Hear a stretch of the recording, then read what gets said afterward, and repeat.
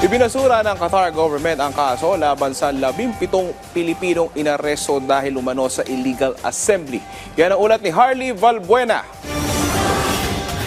Absuelto na sa anumang kaso ang 17 Pilipinong inaresto sa Qatar dahil sa pagkikilos protesta. Ito ang inanunsyo ng Malacanang kasunod ng pakikipagpulong ni Pangulong Ferdinand R. Marcos Jr. kay Qatar Ambassador to the Philippines Ahmed Saad Al Humidi ngayong Lunes. Ayon sa palasyo, patunay ito ng mabilis na pag-aksyon ng Pangulo para sa kapakanan ng overseas Filipino workers at refleksyon ito ng matatag na pagkakaibigan ng Pilipinas at Qatar ayon sa ambasador.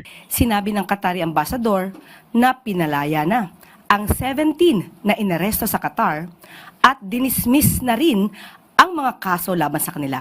Nakikita po natin kung gaano po ba kabilis magtrabaho ang ating Pangulo. Kaya parang ito po ay taliwas sa mga bintang ng iba na walang nangyayari sa ating bansa.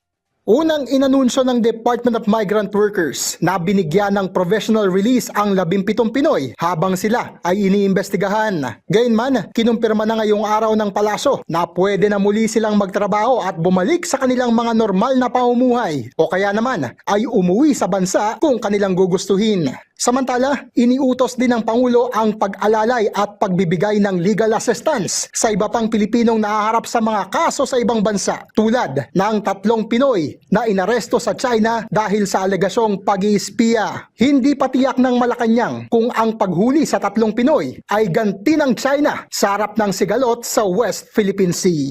There is no yet concrete evidence if it is really a retaliation or a part of retaliation of the other country. We will not say that because there's no final investigation on that matter. Legal assistance will always be given. All the necessary help and assistance will be provided.